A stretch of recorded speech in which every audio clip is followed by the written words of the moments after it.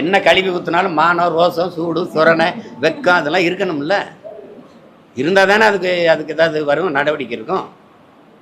எந்த தவறையும் பணத்தை வச்சு மூட முடியும், எத்தனை பிண விழுந்தாலும் பணத்தை வச்சு மூட முடியுங்கிற எண்ணம் இருக்கிறவன்ட போய் நீங்கள் என்ன நேர்மை எதிர்பார்க்குறீங்க?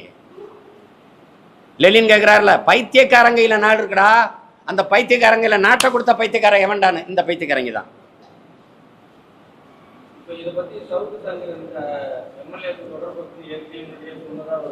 அதை நான் ஏற்கிறேன். எங்கள் ஐயா சொல்லியிருக்காங்களே, அந்த கருத்தை ஏற்கிறேன். எங்கள் ஐயா கொடுத்த நோட்டீஸை எனக்கும் கொடுங்க.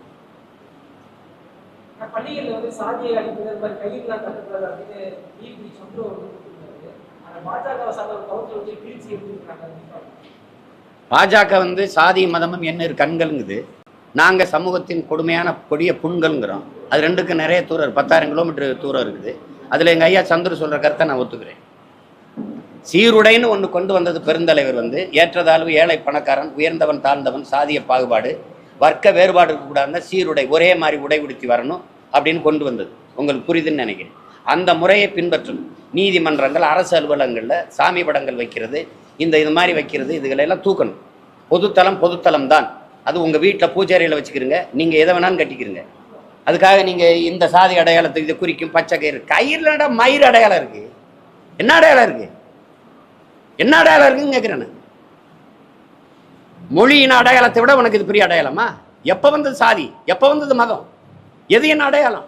ஏன் முகத்தை பார்க்க முதுவை பார்த்துக்கிட்டு இருக்க நீ? யார் கற்பிக்கிறது இதெல்லாம்? எதை நோக்கி கொண்டு போற? எத்தனை தலைமுறைக்கு? 15-16 வயசு கத்தி எடுத்துட்டு ஜாதிக்காய் வெட்டிட்டு கிடக்குறான். அடுத்த தலைமுறைக்கு நெஞ்சுக்குள்ள நஞ்சா? அப்ப எதுக்கு பெரியார் உங்களுக்கு? எதுக்கு அம்பேத்கர்? எதுக்கு சிங்காரவேலர்? எதுக்கு சிவானந்தம்? எதுக்கு ரெட்டமலை சீனிவாசன்? எதுக்கு அயோத்தியாச பண்டிதர்? எதுக்கு சிவானந்தம்?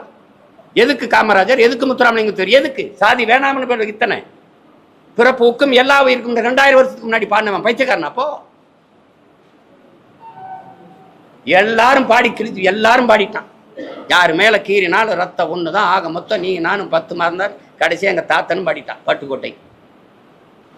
என்ன என்ன என்ன நடந்திருக்கு மாறுதல்? முன்பு புத்தர் வந்தார், பிறகு இயேசு வந்தார், அப்புறம் காந்தி வந்தார். என்னென்னமோ சொன்னாங்க, எழுதி வச்சாங்க, எல்லாத்தையும் தான் படிச்சிங்க. என்ன பண்ணி கிழிச்சிங்கன்னு கேட்டார் பட்டுக்கோட்டை நம்ம தாத்தா. அவங்களெல்லாம் கிழிச்சு ஒரு எரியிற காலம் எங்களுக்கு ஒரு நாள் வரணும்ல. இன்னைக்கு நீ ஊராட்சி மன்ற தலைவர் இருக்க, கிழிச்சு எறிகிற. அது நிரந்தரமா உனக்கு இந்த நாற்காலி அப்படி இருக்க போதா? பூரணம்னு சொல்லாதீங்க, முழுமையான. நீங்க ஏன் பூரணம்னு உங்களுக்கு தமிழ்ல சொல்லலையா? பூரணம்னு ஏன் சொல்றீங்க? பூரணம், ஜம்பூரணம். முழுமையான மது விளக்கு வேணும். எங்க அண்ணன் கேட்கிறாருல, அது பல காலமா தான் வலியுறுத்துறோம்.